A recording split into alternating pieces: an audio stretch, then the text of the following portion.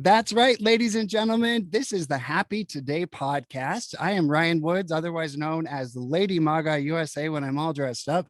And my goal in hosting this podcast really is to make you feel happy, to make you realize you are not alone, and make you realize that it is only through difficult conversations and courageous patriotism that we can move forward. So my guest on today's show is someone who is infamous. She is notorious. She has been attacked. She has been labeled. She has been silenced. She has been threatened, all because she stands up against radical indoctrination of children in our schools as it pertains to the 1619 Project, as it pertains to critical race theory, and of course, as it pertains to pushing dangerous transgender surgeries on children who are incapable of giving consent to those surgeries. She has said some things that, one, have been taken out of context. She's also said other things that might be offensive to certain groups of people, but I personally believe we do not have the right in this country to never be offended. I think being offended is a part of life and we got to deal with it and move on. So my guest is Natalie Klein. Natalie, welcome to the Happy Today podcast. Hi, Ryan. I'm so glad to be here. Thank you for having me and being willing to have this discussion. I think it's really important that people realize that we don't have to agree on everything to be able to treat each other civilly and have dialogue. And frankly, we need more dialogue, not less. So thank you. Absolutely. I'm honored that you are willing to talk to me. You've gotten into a lot of trouble with the left and even a lot of people on the right because they view you as anti-LGBT Q. And I went to one of your events at a library because I wanted to kind of feel your spirit and kind of see what you were like. In your speech, you kept using the term LGBTQ. Can I just explain why I don't use that term? Sure. So LGBT means lesbian, gay, bisexual, or transgender. What does Q mean? What does QIA plus mean? Well, I'll tell you. Q means queer or questioning. Queer, that just means strange or unusual. And questioning means someone is questioning their sexuality. So I don't see what a Q has to do with homosexual people. I means intersex, so someone who was born with both genitalia. And there is a large movement of physically intersex people who say, why are you tagging us along with LGBT? Because we're a separate medical condition that is very different. And usually their sexuality is heterosexual, actually, in the end. So the I, why does that there? A is asexual. That means someone who is not interested in sexual activities. Why are they being grouped in with lesbian and gay and trans people? And then the plus means non-binary, genderqueer, and all of these different labels that they're pushing. And here's why. It is to expand the alphabet and to recruit as many people as possible into identifying into a victim narrative so that organizations like Equality Utah or the Utah Jazz or whatever organizations, so that they can present themselves as the saviors of these alleged victims. So when you said LGBTQ, I just thought even Natalie Klein is being forced to add the Q. And there is a large movement, especially among good old fashioned gay guys, who don't adhere to the alphabet stuff. So I just wanted to start with that. And I've already talked too much. This is a chance for you to explain where you're coming from. So if you, let's say right now you're sitting in front of like the worst haters in Utah who just hate you, what would you say to them right now if they actually would listen instead of just believing everything they see online? Oh, sure. So thank you for the clarification. And I do know the names of all of those, but it's interesting to hear it, or the definitions of all of those, but it's interesting to hear it from your perspective. That's super helpful. You never know what to say because it keeps changing, right? So it changes depending on the day I speak about it. But really, I think this whole idea of intersectionality, all the different identity groups is really dividing us. We can we've always been different, right? Everybody in this country, there's so much diversity here in America. We came from all over, all different races and ethnicities, from all over the world. We are the melting pot, right? E pluribus unum, out of many one. The goal is to bring us all together in unity, to focus on what we have in common, not what makes us different, right? And this constant push to make us focus on what makes us different creates this us versus them mentality, and divides instead of unifies. And that's how America is conquered, right? United we stand, divided we fall. And we cannot fall into that trap. We can appreciate each other's differences, but we need to be celebrating what we have in common. And what we have in common is that we are all Americans, and we believe in freedom and liberty. Maybe a lot of people have left that realm and don't believe in that anymore, but I personally still believe in it, and I want to do everything I can to get us back to that place where we can live as brothers and sisters, which we are.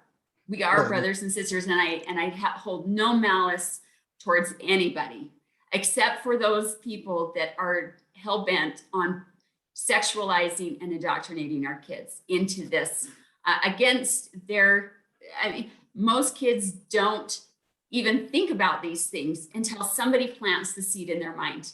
That window of sexuality is closed in children and young people until they get a little bit older. And then, so they start planting those seeds and trying to open up that window to be able to sexualize them and confuse them. That causes all kinds of problems for them throughout their life, right? That's why child abuse is so dangerous, right? Because it messes up a child for their whole lives. They struggle with that, the confusion that causes. And then when kids do hit puberty and they're trying to just be comfortable with themselves, we're sending them all these messages that because they're uncomfortable in their own skin, which is normal during puberty, that somehow something must be different about them, and that they must not be who they think they are. And that's just not, that's abusive. That's not okay. We need to let children and families work through that period of life together and figure it out together without outsiders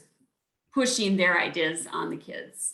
All right. Well, I know that for many listeners, a lot of what you just said is going to trigger, but I am not someone who's triggered. What I can bring to this conversation is just my personal story. I grew up Mormon, and I was raised in a very anti-gay home. And I'm not just talking about disagreements on homosexuality, very anti-gay. And it was hard because I was different. I was an effeminate little boy. I would sneak and dress up in my sister's prom dresses when they weren't home. And I was always very different. And as time went on, I those feelings never went away. And so I do believe that I was born this way.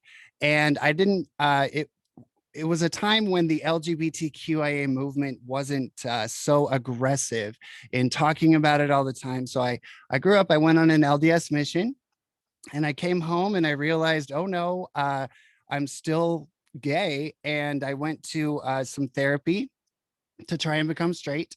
And the therapist actually said, don't talk about this with your girlfriend. And that didn't sit right with me. It didn't feel honest. And her father actually left their family because he's gay. And so I just realized I'm going to do my best and just go forward with living the best life that I can, dealing with these gay feelings. And right now, obviously that was a very anecdotal, quick version of my story.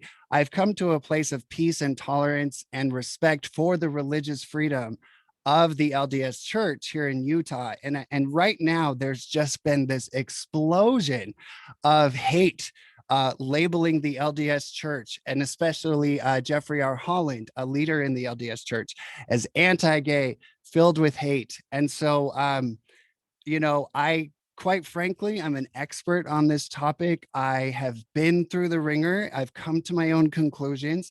And my conclusion really is, at the end of the day, the LDS Church and the religious freedom of people like you matters just as much as my freedom to be gay and to wear my costumes and live my life. So I asked you this at your meeting.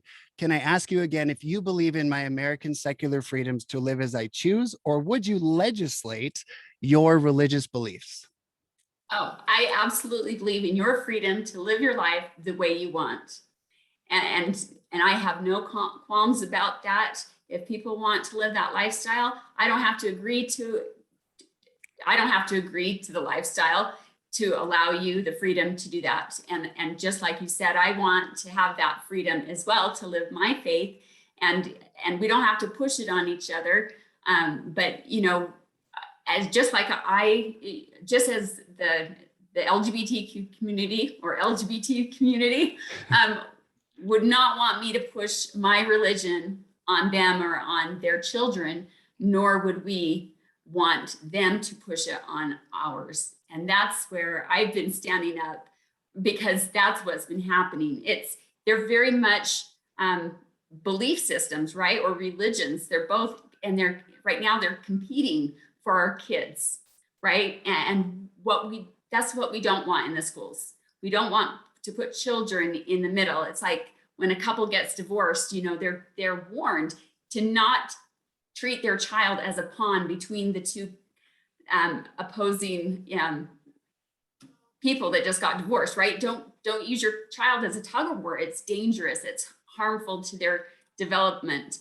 And we shouldn't be doing the same either. Our schools need to be apolitical. Sexuality shouldn't be a discussion in the schools. Any of these controversial issues that we as adults can't agree on, that causes so much divide among adults, should not be where our children are. They're too young. They cannot handle this. Well, I think the idea of discussing sexuality with children is at the core of your objections to the LGBTQ. You can say LGBTQ community, because they are their own movement. LGBTQIA plus, common sense gay patriots like me, or all of the thousands of gay people across the nation who are stepping away from that radical agenda. I really feel like we wouldn't even be having this conversation if gay and lesbian people were just living their lives. You really wouldn't even care. So let's talk about your definition of indoctrination. And before you do, I just want to give you my opinion on why I would side with you on the idea of indoctrination. First of all, I do defend Christian parents who believe that homosexuality is a sin. I ask those parents to be loving, to be patient, to give unconditional patience and love and support to that child. But my message to the child is, whether you are gay and you believe you were gay from the time you were a small child like me, whether you are LGBT, you are in fact a child until you are 18 years old. And your childhood years and your adolescent years should be focused on getting good grades, going to school activities, getting ready for college, focusing on your family and other activities. And I don't feel that it's asking too much to ask teenagers to be abstinent and celibate, because I did it and I'm better for it. My childhood years and my teenage years were not focused on sexuality. So when we talk about indoctrination, what's happening right now is that the transgender issue seems to be they don't talk about gay anymore. They don't talk about just regular old, it's crazy, but I call it good old fashioned homosexuality. They're pushing trans. And I talked about my so-called conversion therapy. And in today's LGBTQIA plus movement, they are telling lesbian women that if you are not attracted to a transgender woman who still has male anatomy, you are transphobic and you are a bigot. And because you are not attracted to trans women who still have the male anatomy, you are in fact, you're transphobic. If that isn't conversion therapy, honey, I don't know what is. That's a good point. It's a good point. It really is unbelievable because it seems that no matter what you do, there's a trap, right? They're going to get you somehow. no matter whether you say you're for it or against it, in the end, again, it's about dividing and saying us versus them, and setting these traps for people. And I don't want to live in a world where we feel like we're walking on eggshells all the time, that we are, because really that is an attack on freedom of speech. It's an effort to make you silence yourself, to be afraid of that what you say might create this huge backlash. And so people just get quiet. And it doesn't matter anymore that in our Constitution it says we have freedom of speech, because we might as well not have it written in there, because we've all silenced ourselves. Oh, we're all losing our freedom of speech. I'm kicked off of Instagram. I was fired from my job for taking pictures with guns. Sweetheart, we live in the corporate states of America right now. We do not live in the United States of America. And that's why this conversation is so important. When you use words such as sexualization and abuse and those kinds of things, I understand where you're coming from, but I also want you to understand that there are millions of gay people out there who are just living their lives. They're entrepreneurs, they own a business, they love this country. They're not interested in the indoctrination. So when you talk about gay people as a whole, please keep in mind that there are those of us out there who are completely over this radical movement and indoctrination that is happening in schools. So here's kind of a tough question. Okay, so gay kids like I was do exist. There are same-sex parents, raising kids in Utah.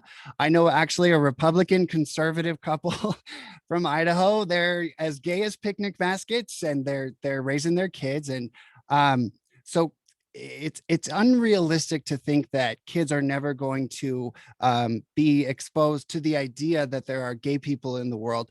Where do we find the balance, and how can educators deal with this in a way? Because you are never going to convince anybody that they can never mention this. So what's the best way to have this conversation? Like I know that's a tough question, but how can you have that conversation and educate without indoctrinating? Well, just like you would with, teaching about the different political parties, right? Teachers are supposed to remain neutral. So they just give the basic facts, and they don't put their own opinion into it, and they let the kids figure out based on the facts where they lean, and without the teacher steering them one way or the other. So, to mention that there are, families that have two moms or two dads is not necessarily a terrible thing, but parents should know that those conversations are happening at school so that they can follow up with their child. And they should be given that choice whether or not they want their child in that lesson to begin with,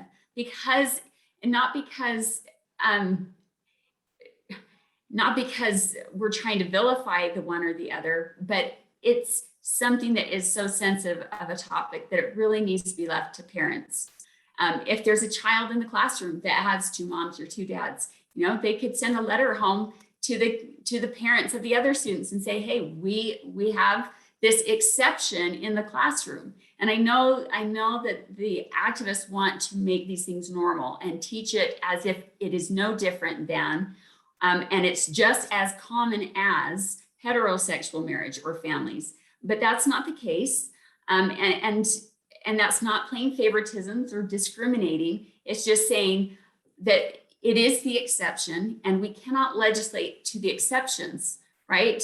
We have to, if we don't have an ideal for what we're shooting for, then everything becomes relative. And if everything becomes relative, there is no longer self-evident truths, right?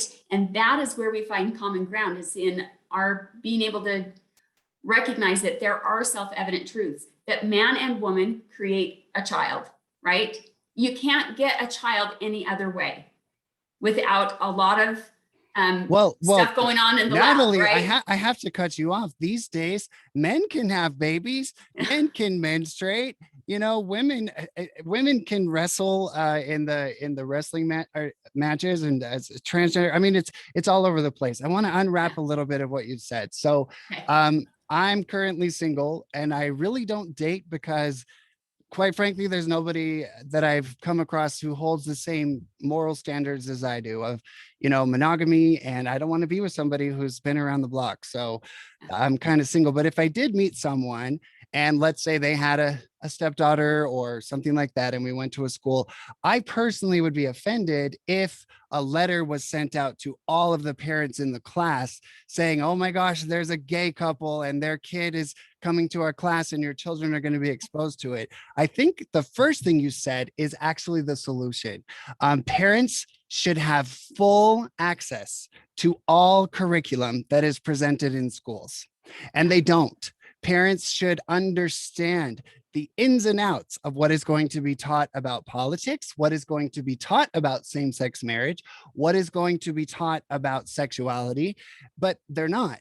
And the schools like it that way. The 1619 Project is presented as some sort of, ethereal, anti-racist, wonderful curriculum, when in fact it is nothing more than villainizing the United States and trying to indoctrinate everyone to hate America. So my first sex education class was in 5th grade.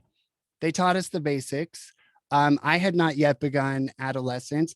Do you believe there is a certain time and place for sex education on a biological and educational level in schools, or not at all? I always will say that it belongs in the home. That doesn't mean that my way is the only way and that schools can't do it. But how they do it, again, becomes important, especially when it's on such a sensitive subject, and the parents should have a say in that.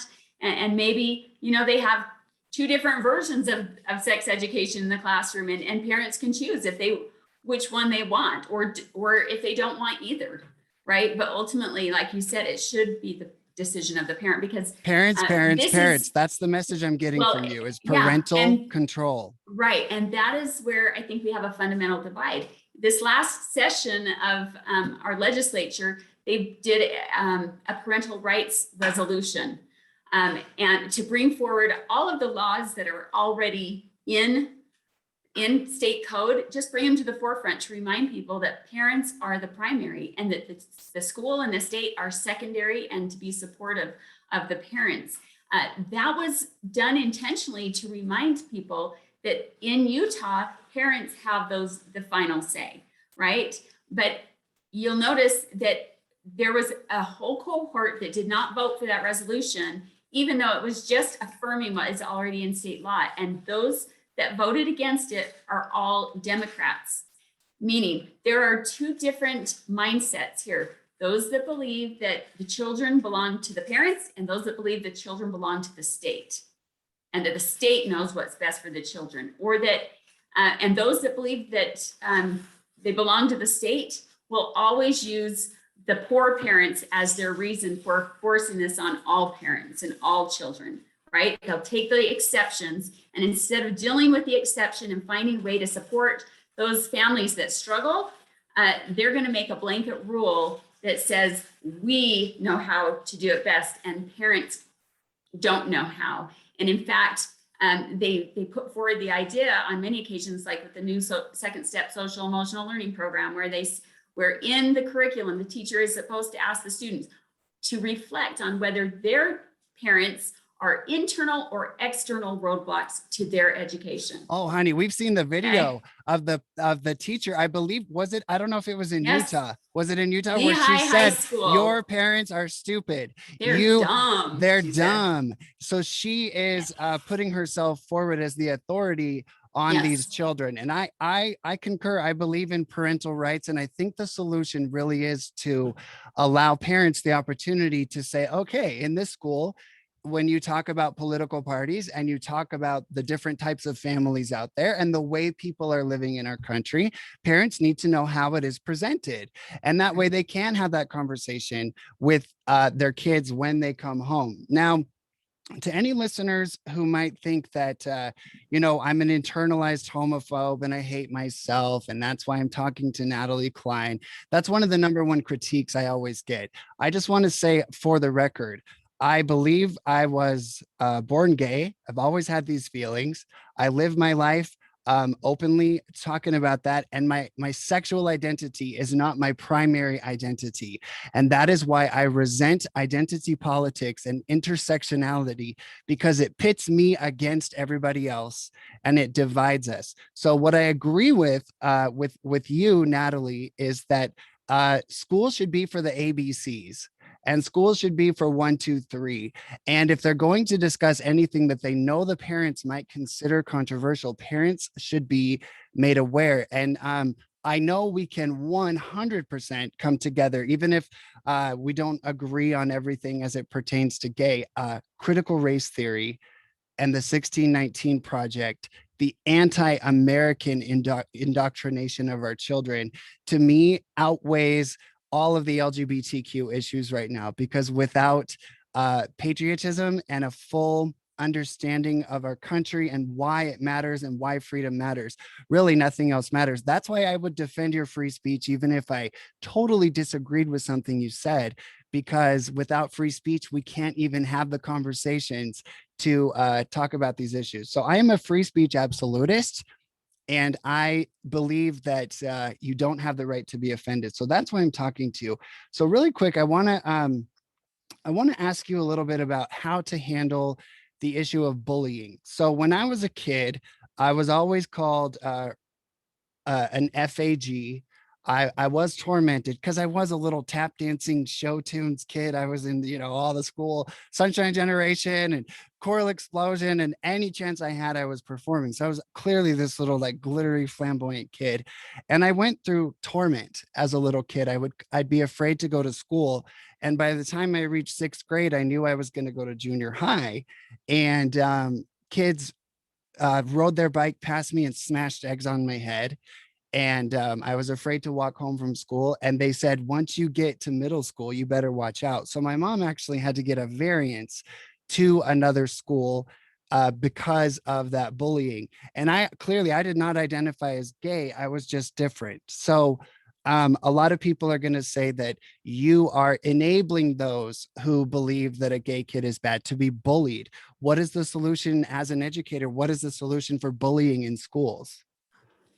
That breaks my heart. I don't want to see any kid treated that way.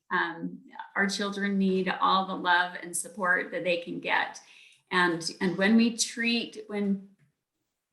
teachers and administrators treat each child as an individual and require respect and civility in their classroom, teaching respect is a great way to go. And if a teacher sets the precedence at the beginning of the year, that's where they lead out and help people realize that, we're all different, and that's okay. That's okay. We can still be loving. We can still be civil. We can learn about each other and look for those commonalities, because we all have commonalities. We might have to look a little bit harder between very extreme people that are very different. But we can find those commonalities, and because we're all human, right? We all have feelings. We all understand that we all want to be accepted. So even just at that base level, we can find that in common, right? Yeah, should there be bullying? No. But right now, a lot of the bullying programs are promoting this sexual indoctrination under the guise of bullying, anti-bullying programs. And that's not okay, right? It's another hijacking of what should be a really good program, but then it makes it divisive, and it turns it from one group being bullied to the other group being bullied, right? Oh yeah, they'll allow Everybody as the individuals, LGBTQ stuff all over the school. Everything's great, but if a kid right? wears a Trump hat to school, oh, Right, suddenly everybody feels unsafe, and it's no longer a safe right. space. So as we go forward, talking about indoctrination, I personally don't have a problem with if there's a question in class or educators acknowledging that there are people who are different, there are men who wear women's clothing, all that kind of stuff.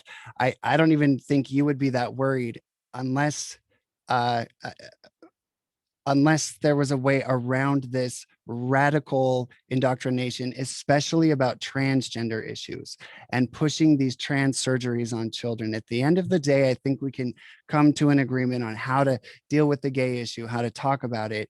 But what we cannot tolerate is predatory and abusive surgeries and hormones being given to young children who are incapable of giving consent. Because I get a lot of phone calls, or not phone calls, messages, and then I give them my number from parents who have a child who says they are the opposite gender, and the parents are panicked.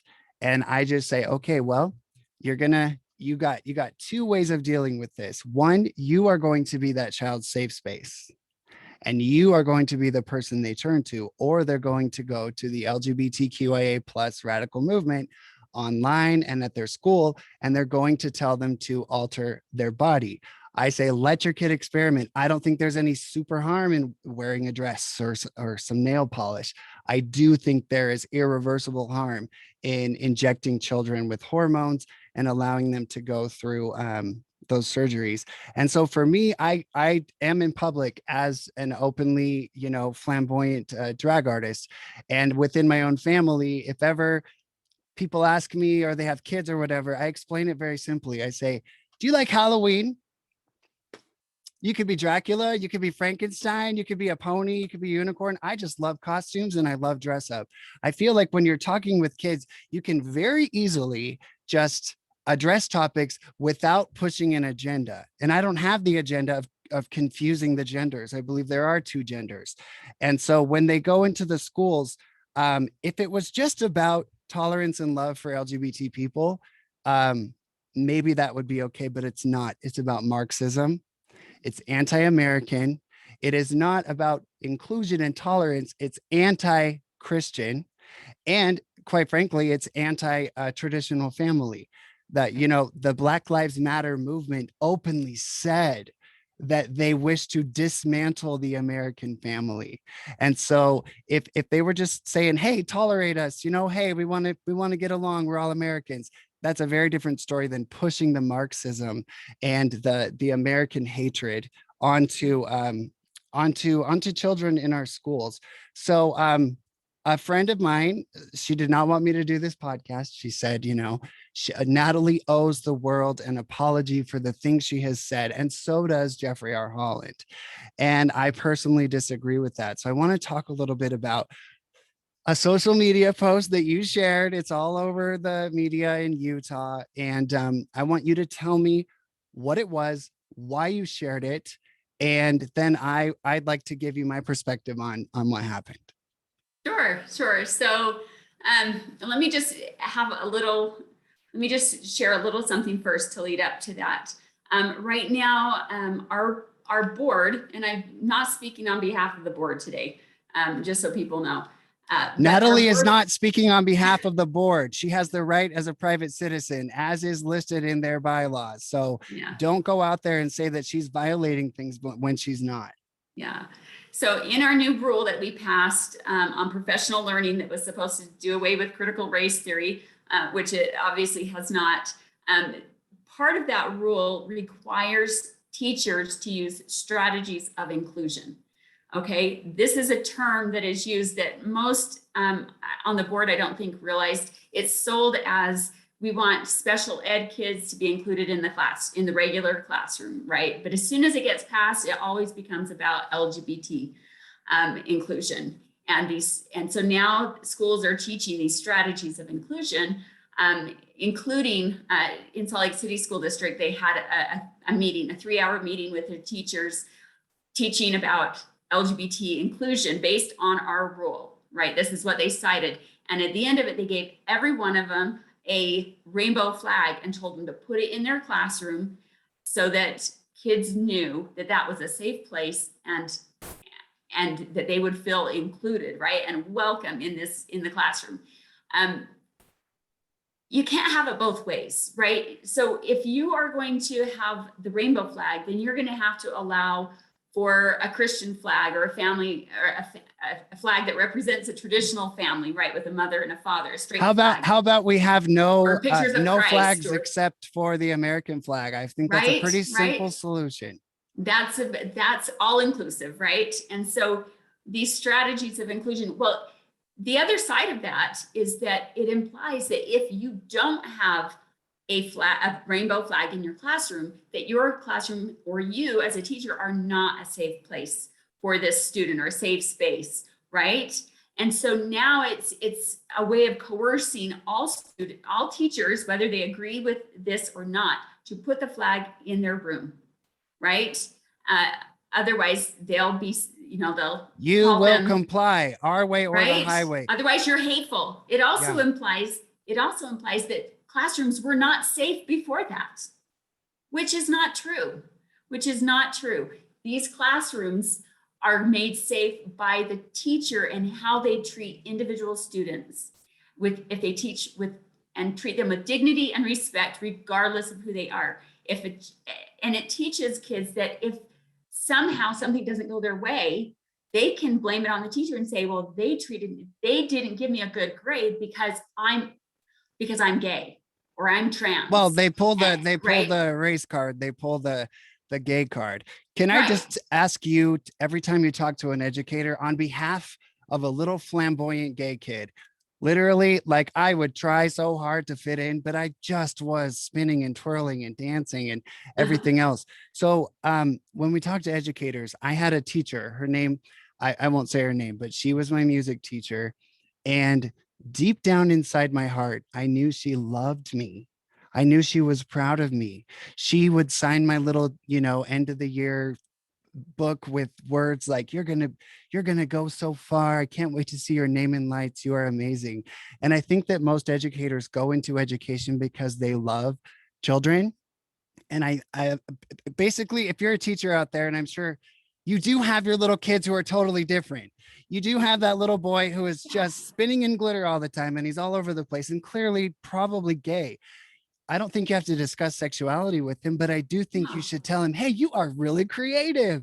Right. Wow, you're such a good dancer. Like, that's the way to do it, and treat kids as kids. And then later on, as they go through adolescence in junior high and high school, it's kind of a different story. So would you say that if we take, for example, let's say 6th grade and under, basically before they begin actually having sexual feelings, that is not the time to discuss this, but as they begin to go through adolescence and puberty, then we can open the door a little more to these discussions? I would still say it should be in the home. I still think those things should be in the home, because a parent needs to be a part of that conversation. And if a child is struggling with something and they go to their teacher or their school counselor, and it becomes apparent that there is this struggle going on within the student, then the parent should be called in and they should sit down together. The parent needs to be an integral part of that team in that discussion. It shouldn't be happening without the parent there, because that student, like you said, is going to either go towards one or the other, right? Towards the agenda and wanting to be accepted by that. Kids aren't joining gangs anymore. They're joining these identity groups that say they'll take them in and, we'll accept you. Well, especially white kids out. Especially white kids, because everybody gets to be part of a minority group and everybody gets to be special. But white kids, the only place they have to go is to say, I'm non-binary, I'm queer. Yeah. So it is. I don't want to be an oppressor, so I have to join. Yep. I have to join the LGBT group because it's the only group I can fit into. Yeah. Now, I will say, what if there's parents out there who are telling their kid, you're bad, you're going to hell. And they see the kid at school, not doing well and hunched over and really hurting. And they realize the reason is because those parents are saying horrible things to their child. What do we do in that case? Bring the parent in and have that discussion together with somebody that's trained and that can help figure out what the problem is or help the family get counseling, but that's not the role of the teacher. And teachers are they're more and more being asked to be therapists, and that's not their role. That's an unfair burden to put on them to have to deal with. They have enough workload as it is, just teaching the basics. This is not their realm and it shouldn't be, and they're not trained in it. So it actually can cause a lot more damage. You mentioned your music teacher. I have a friend that's a music teacher, and I was just talking to her last night because they're saying, you know, you have to have these flags in your room so your kids know you're a safe place. She's like, my classroom has always been a safe place. I've been teaching for years and years and years, and I've had many students that have been gay, and they have written me some of the most amazing letters. Those are the kids I get the most amazing letters from at the end of the year. And she shared one with me. It says, "Hi, Mrs. So-and-so, this," and I'll leave the name out, but I was a student in your music class, and this week is Teacher Appreciation Week. And I just wanted to say thank you for helping me believe I can be who I want to be and should not let anyone tell me I am not good enough. And thank you for helping me with singing. Singing is very important to me, and to have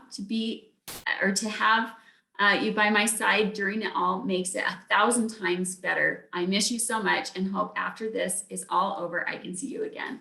And then she read me, this was an electronic version, but she had a whole box full of paper, you know, letters written on paper that she shared with me. And they were so heartfelt. And she's like, I knew that they were gay, but that would never became the issue.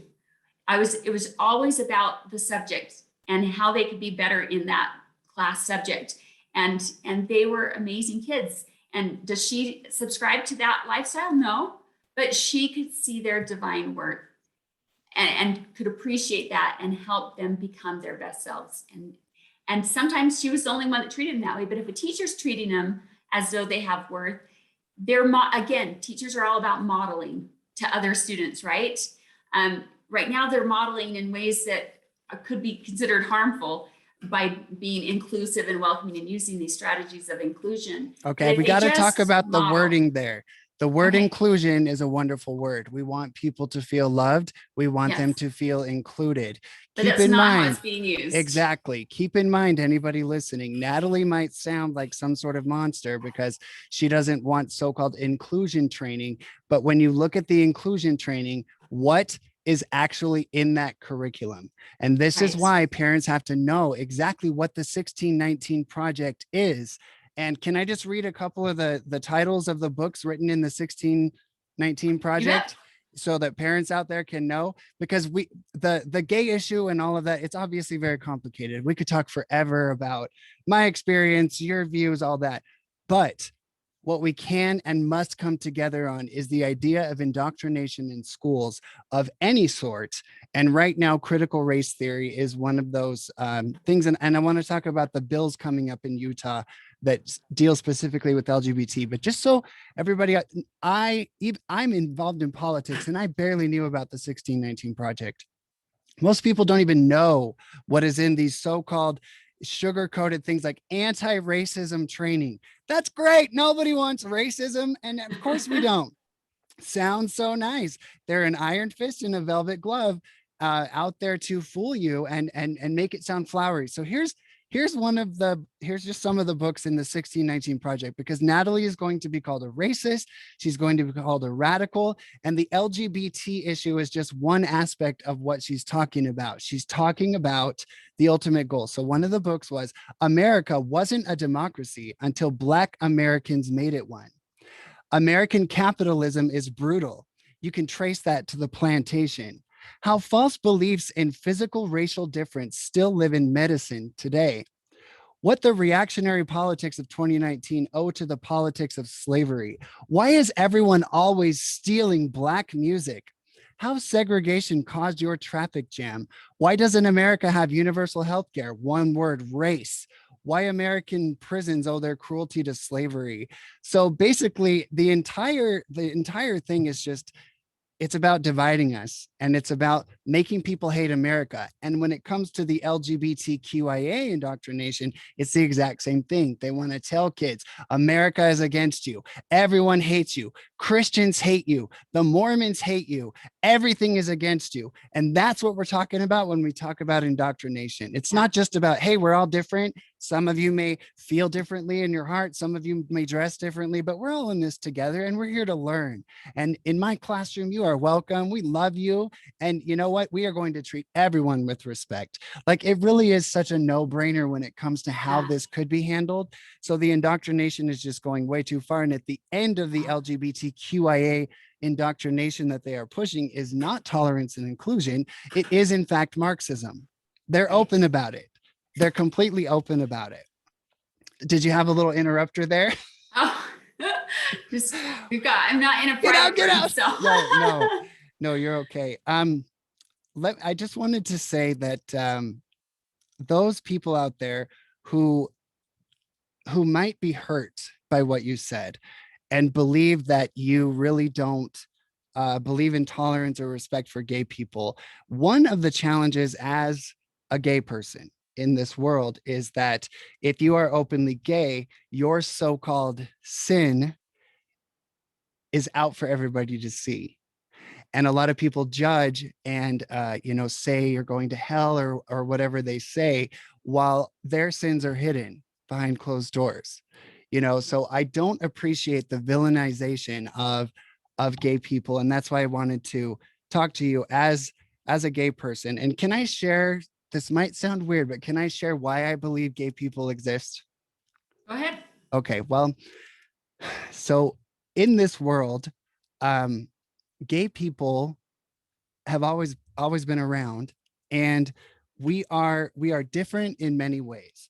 And I believe personally that gay is not a mistake, and that as gay people we're different, and we have a responsibility in this world to be the bridge builders and to be there for people who might be overlooked. For example, when my mom was dying in my family, I was able to take care of her and relate to her and watch out for her and do things that other people couldn't do because they were married with kids. And when I say gay, the sexuality really is irrelevant to me. I it's there. When I'm hungry, I eat food. When I'm cold, I put on a coat. When I'm, hot, I turn on the air conditioning. So I feel like my sexuality, it's just there. It's not something I'm proud of, but we are different people.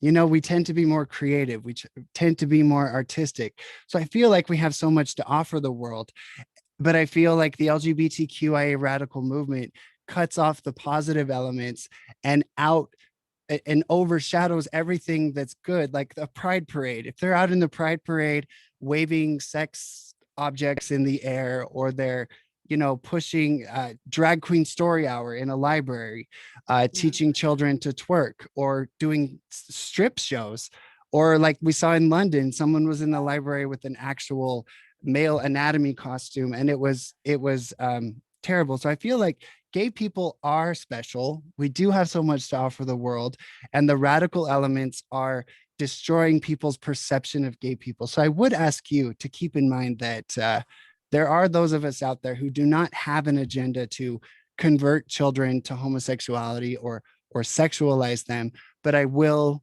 admit that the mainstream LGBTQIA plus movement is in fact doing that. Um, as you go forward with, and I do want to talk about the seminary thing. Yes, absolutely. Let's talk about that. So I'll just kind of give a little recap. So the seminary is an LDS Mormon program that I graduated from, where they do religious training and teaching every day in conjunction with their secular education.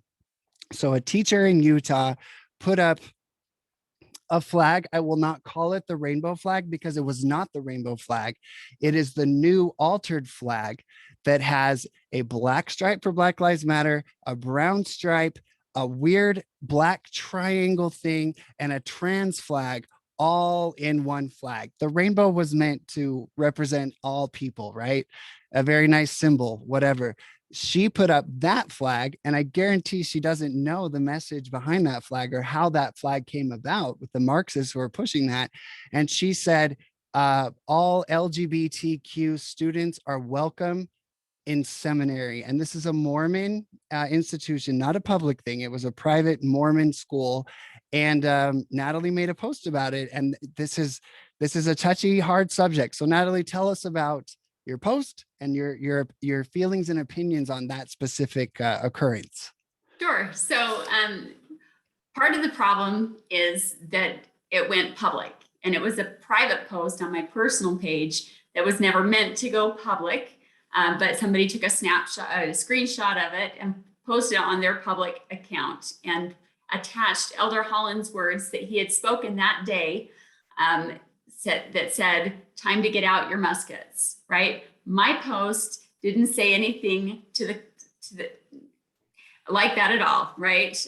It simply said, Layton High Seminary, trying to make some phone calls, the world is too much with us. That was an expression of my religious belief, not a statement from my position as a board member over public schools, okay? And it had nothing to do with, so the actual PowerPoint that was put up in seminary said, if you are LGBTQIA, and then it had the big flag, welcome to seminary. And I absolutely believe that all kids are welcome in seminary, regardless of your challenges, right? Just like a church is a place for sinners, right? We all have our different sins, like you've mentioned. It's a hospital for sinners, open. not a Yes. hotel for the righteous. Exactly. And so that I totally get, and every student is welcome in seminary, 100%. Like I said, I have no malice towards anybody that has any struggle, right? And there may be some argument whether that should be considered a struggle or a sin, right? But I could argue with you on that one, but again, I respect your free speech 100%. Yeah. And I get that, right? We're just coming at it from a different worldview, and that's okay, right? So when I saw that, it had nothing to do with LGBT in my mind. It had everything to do with identity politics infiltrating what is supposed to be a faith-based institution that actually teaches against those lifestyles. Not that they hate those people that struggle with that or adhere or live that lifestyle, but it is against the teachings or the doctrine of the church to promote that kind of lifestyle. Because we believe in the traditional family, right? And the other thing that really got to me is that, okay, this is already being pushed down our kids' throats in school where it shouldn't be happening. Again, that's something that belongs in the home. And kids are being forced to deal with this propaganda. Our new rule also says that we can't lift one ideology over another, right? But when the kids go to school and they see these flags everywhere, these rainbow flags and Black Lives Matter, that's lifting one ideology over another, right? So it's either you have to allow all the different symbols and signs in for whatever group you belong to and allow them all, or you do none of them. And you just have the American flag that is all inclusive, right? So you got to pick one or the other. You can't have it both ways, right? So that was my beef with the flag being displayed in seminary, is that, okay, this is supposed to be the one place our kids can go to get away from all of this propaganda. And now it's there too. And they get no relief because really these symbols might make some kids feel safe and included, but it makes the other kids that have come from this faith-based worldview very uncomfortable and excluded. Well, maybe the seminary teacher could just look around in her class and say, I got some amazing brown kids in my class. I got some amazing Black kids in my class. And that one over there seems pretty gay. Might be a little bit transgender stuff going on there. I think they can give them a hug and let them know God loves them. We love you. Yeah. You're welcome here, without the militant Marxist new LGBT flag being put in there. Now, I have a couple personal questions for you. Do you have any close friends or family members who are gay or LGBT? I have friends. I don't have any close to me, but I have friends and I have people that I've met throughout the years. And like you said, they are some of the kindest people, some of the most creative people. They really do have a lot to offer. And I've not met anyone that, like you're not pushing an agenda, right? And there's such a distinct difference between those that are and those that aren't. And I haven't met anybody that on your side of things that I haven't liked and felt a friendship with. I just got back from Nashville. It was called Outspoken Pride, not gay pride. It's basically American pride. And there are chapters of the Log Cabin Republicans all across the United States. And we are common sense gay people who say enough is enough, enough with pushing the LGBTQ agenda on everyone. And do you want to know the truth? This modern LGBTQIA plus agenda, especially as it pertains to pushing hormones and surgeries on children, has actually created more homophobia. It has actually, oh, your microphone went off. Are you there? Can you hear me? I can hear you now. Yeah. Okay. That it actually creates more resentment and more homophobia. The more aggressively they push this, the more they try to force a rainbow flag in classrooms. It creates fear and it makes it harder for someone like me. And an example of this is in the Black community. I have a Black family member. He's awesome.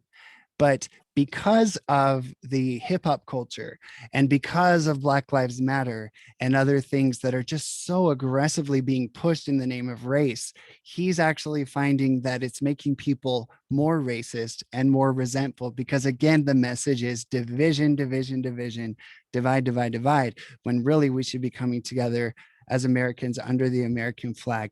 So with your seminary story, and it's such a hot topic. And the reason I asked you if you have any gay family or friends is because most of the people who are ignorantly just embracing blindly the LGBTQIA plus agenda have a gay family member that they love dearly and that they do not judge. And so they're speaking on behalf of the pain that that person has gone through. For example, me as a kid, I should not have had to get a variance to another middle school. So good-hearted people who love their LGBT family members, who want them to be safe and happy, they think that this is the answer, that the modern LGBTQ Pride Center, Equality Utah, the Human Rights Campaign, GLAAD, they feel like they're fighting the good fight, but they don't actually do their homework as to what's really being pushed, sexualization, like pride parades. Most of the people I argue with who tell me I'm an internalized homophobe for rejecting the modern LGBTQIA movement have not been to a pride event. The last one I went to in Utah, I was about to release Lady Maga, was all dressed up, didn't say that I was doing that. And I interviewed people and asked, if you had 1 minute with Donald Trump, what would you say? And people literally went as far as to say I would kill him. And I said, you're joking, right? You wouldn't kill him. They said, no, if I could legally get away with it, I would kill him. So what kind of a spirit is that fostering at these events? And then my last memory of going to a pride event was there were two women. One was topless. She had tape over her nipples and she was being led on a leash by another woman. And the topless woman was covered in menstrual blood. I don't know if it was fake. I don't know if it was real, but on video, those people walked by me and there was a little girl in a princess costume watching them walk by.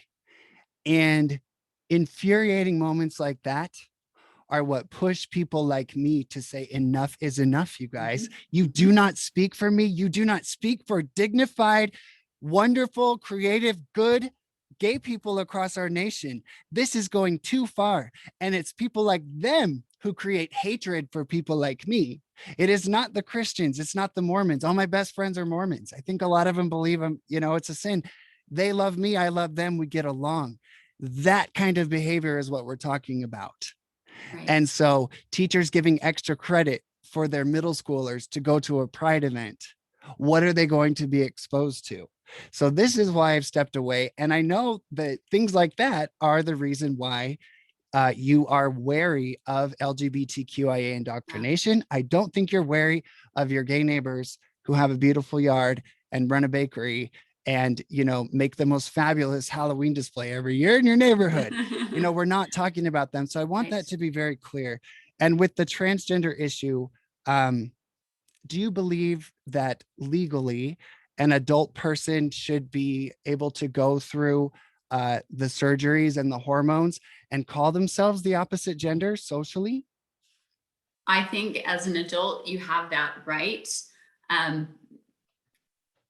I wouldn't recommend it. I think there are better ways to deal with the issues that are causing someone to feel like they need to do that. But it's America, and if they want to do that and take upon themselves whatever consequences come as a result, that's their right to do that. But our children, they are not, their minds are not developed They're enough to kids, for crying out understand. loud. What do they know? What does a 14-year-old know about anything? No, What does a no, 9-year-old know about anything? And I right. tell, before my mom died, I was at her house and I had a little, she told me this story. I wasn't there. We have a little nephew and she had a whole playroom with dress ups and everything. And he came down the stairs in the Cinderella, you know, those little clicky plastic heels, wearing those, carrying a big Rapunzel Barbie. And he stopped at the bottom of the stairs and asked my mom, "Is this just for girls?" And she said, "Sweetheart, at grandma's house, you play with whatever you want." Kids definitely explore all options as kids. Kids Right. question their identity. Tomboys, girly boys, it's a time of self-discovery. But if you manipulate that child and say, let's say my mom was a radical leftist and that happened, she would be so eager and so proud to have a transgender grandchild. Right. And then they would teach that little boy that you're actually a girl. We've seen the videos, I've shared them, of people coaxing a child saying Right. to a little girl, "Do you like makeup? No. Do you like dresses? No. Do you want to play sports? Yes. Do you feel like you're a boy? Yes." Boom, they got him. And then around 9 years old, they'll put them on hormone therapy that is irreversible. Everyone says it's harmless. It is scientifically proven that it is not reversible, because if you Right. prevent a natural adolescence and the Adam's apple does not develop and the testes do not properly drop, that is irreversible. And that is not a choice a child can make. And people blame you for suicide. They blame me for transgender suicides. So we need to be honest with anybody out there listening to this. And I hope people on the left listen to this.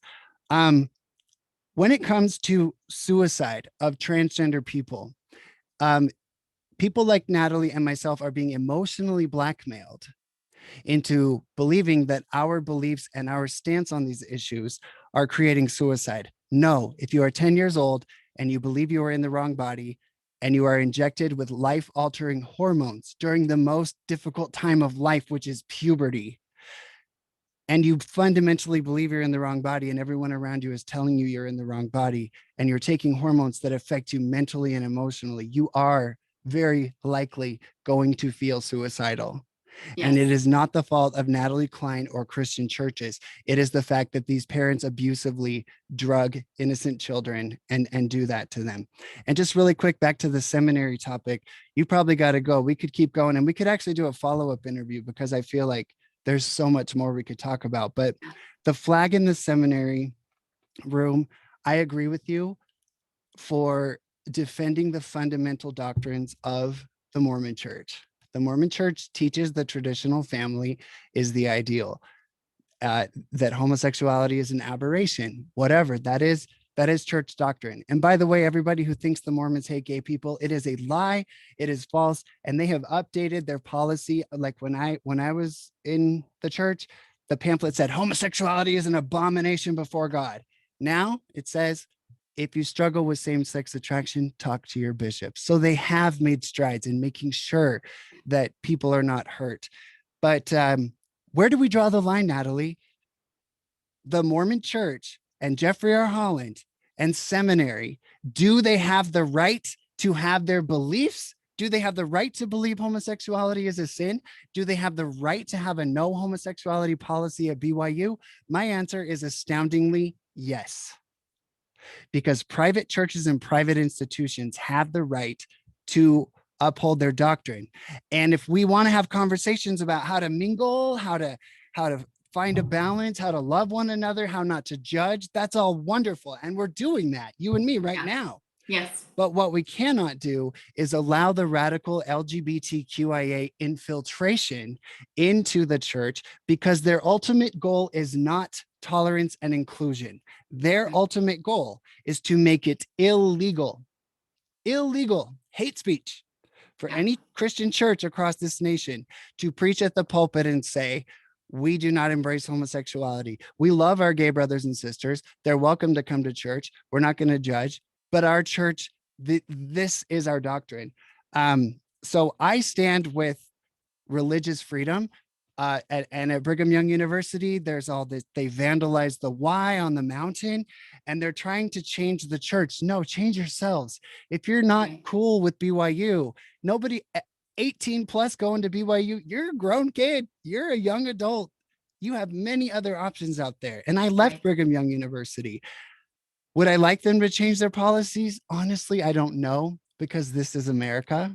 And I was able to find my own path just fine without attacking and persecuting the church. And so there's just so much hatred toward Jeffrey R. Holland right now. First of all, nobody read his speech. Nobody read the speech in its entirety. Second of all, he mentioned muskets, which is something that's been repeated in a lot of speeches. It's about coming together. It's not about pointing guns at LGBT people. And can I share a personal experience directly related to Jeffrey R. Holland? Absolutely. So when I was at Brigham Young University, my roommate's cousin had killed himself. He blew his brains out, and it was actually on the steps of a church. And it horrible, awful. And I know that's not what you want, and nobody wants that. No. But my roommate said, you know what? I think you're gay. And I said, no, I'm not. He said, just say it, you're gay. And I was like, okay, you caught me. I don't know what to do. He said, let's go talk to his parents, the parents of that kid who blew his brains out. He was in his 20s. So I sat down with those parents and I said, you know, I'm in a family that doesn't accept gay. I'm lost, I'm confused, and I'm not going to be able to get rid of these feelings. And I said, what's your stance? And they're LDS. And they said, in our ward, people have, for those who aren't LDS, a ward is like the congregation, your local congregation. They said, people are saying your son was a homosexual and he killed himself, therefore he's going to hell. And they were devastated by that. And clearly that's not Mormon doctrine, to tell anybody they're going to hell. God decides that. And so they went to Jeffrey R. Holland himself. And they said, listen, this is what people are telling us. And we're terrified that our son is in outer darkness and going to hell. And they said he slammed his fist on the desk. And we all know his personality. And he cried. And I'm sure his cheeks shook a little bit, you know, Jeffrey R. Holland. And he slammed his desk on that, his fist on that desk and said, your son is not going to hell. God loves your son. And we are praying for understanding on this issue. And we do not yet fully understand this issue. That is what they said. And so people who are painting Jeffrey R. Holland as some sort of monster for defending the very basic doctrines of the church, they are, I don't know what the word is. They don't believe in absolute free speech. They don't believe in absolute liberty. A church is a private institution that has the right to believe what they believe. If they try to legislate their morality, if they try to legislate their religion, that's a different story. And that's why I asked you at the end of the day, if you could make it illegal for me to be gay or to be a drag artist, would you? And you said no. No. Yeah.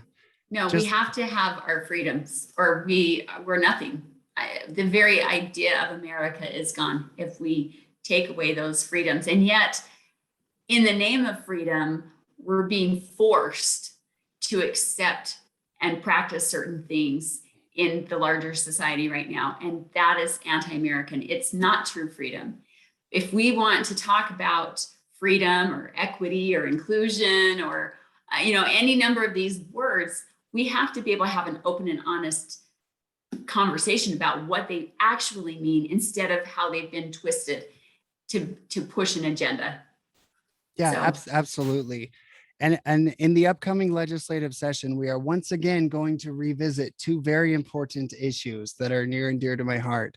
One is protecting women's sports, because as much as I don't care if you're trans, live your life, be happy, be fabulous. And if you want me to call you she or your new name, I will. I will not be legislated into using certain pronouns. I will not be persecuted for a hate crime if I choose not to, but out of kindness, I'll call you she, whatever. but there's a bill coming up to protect women's sports. And the reality is that there are biological realities. No matter how much makeup I put on, no matter how big my wig is, I am still a biological man. And I recently interviewed Buck Angel. He's a very famous transgender libertarian conservative type. And he's the first to admit, I am not a woman. I am a trans woman who was born a man. My biology is fundamentally male, and I take hormones to live my life as a woman. So let's say your teenage daughter is about to win her scholarship and she's running track, and someone who identifies a week before, I am now female, wins that scholarship. That is fundamentally unfair. And even Caitlyn Jenner, an Olympic athlete, acknowledges that that is unfair. So we have to fight for that bill to pass. The other bill is no transgender hormones or surgeries for innocent young people who are not yet capable of giving informed consent to those surgeries. And Equality Utah hates you. They hate me. The Pride Center in Utah hates you. They hate me. And the Utah Jazz, they put enormous pressure on our legislators. And I've been to the Capitol with testimony from adult trans people. We were not heard because the log cabin Republicans and Lady Maga, we don't have the money and the influence and the intimidating power to emotionally blackmail people into voting a certain way. So we will be joining together on these issues coming up. Really quick, where can people learn about what you do? What website would you send them to? And again, just a disclaimer, I having Natalie on my program today does not mean I endorse everything she has ever done or said, and vice versa. Okay, because you might get a little flack for talking to me. Same thing. We are two American patriots coming together to have difficult conversations and exercise our free speech. So y'all don't go out there and say, oh, Natalie Klein's supporting drag or whatever. No. And we're just two Americans having a conversation. But I do want people to be able to educate themselves about what you do. So where can they go? Okay, well, I have my personal Facebook page, which is my primary source of getting information out. I've used it for years and years, long before I became a member of the state school board. I've been to the United Nations several times and been in the rooms with the LGBT activists, not just regular LGBT people, but the activists that go there to try and fundamentally transform the system, right? To be, I wouldn't say inclusive of them, but to give them power. And make the others submissive. Cultural dominance. Yes, it's not about inclusion, it's about dominance and power.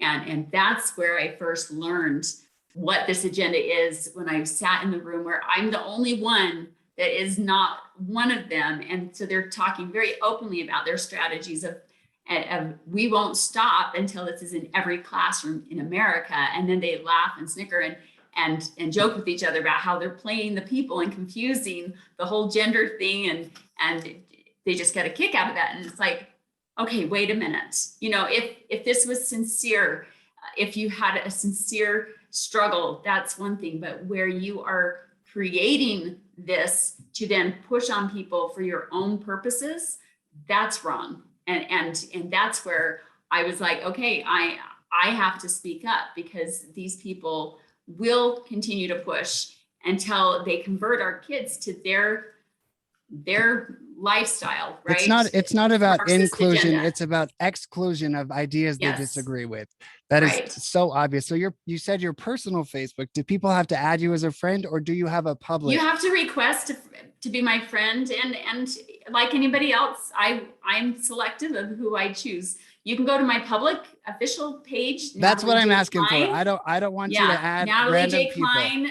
You can go on That's on Facebook page.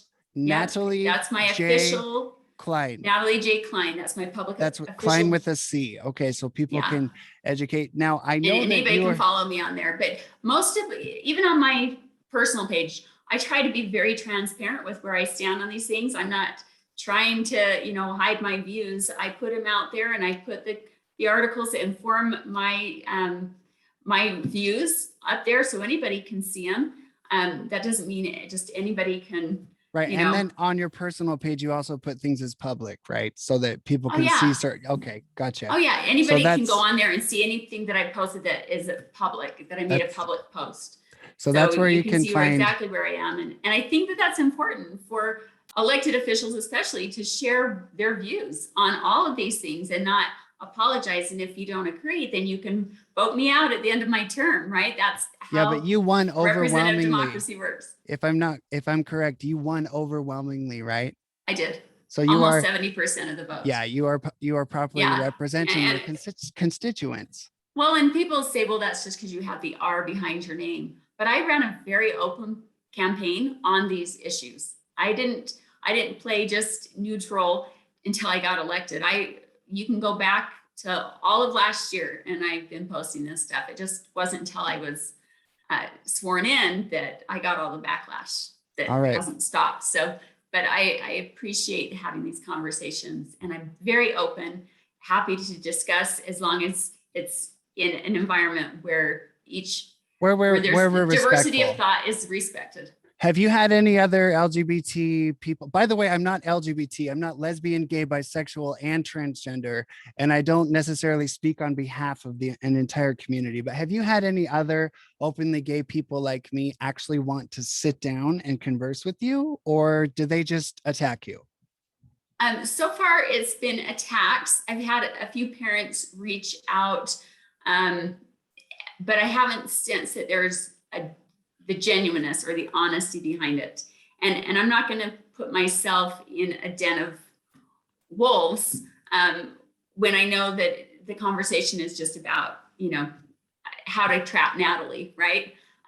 If we can have an open conversation like this, I'm happy to do it. Well, I think that you and I probably just made a little bit of political history here in Utah. I know I have personally as an outspoken patriot who doesn't make my sexuality my priority. My priority is our Constitution and our First Amendment and our Second Amendment, because without those things, we have no fight left to fight. We have nothing else that matters. So we are united on that front. So y'all can find Natalie on Facebook, Natalie J. Klein, and you can see her posts on her personal page that are public. Sounds like you use Facebook. I would recommend, Natalie, that you diversify that, because Facebook is communist owned. I was already kicked off Instagram. So Yeah. I bet your time is limited on there. So make Yes, sure you I know it save. is, and that's why I put it out as much as I Yep. can while I can, because you're right, it's only Yeah, a matter of time. diversify it. Also, before I had this conversation, I did speak with an LDS man who is incredibly open and kind. You can find his content on thesouthpawblog.com, THE, the word Southpaw, PAW blog.com. You can also find his thoughts on the LDS Church and the conflicts that are happening at Brigham Young University and with Jeffrey R. Holland at thoughtful, THOUGHTFUL faith.com. That's not underscore, that's dash. So thoughtful faith.com. Natalie, I did another episode about the religious right and gays.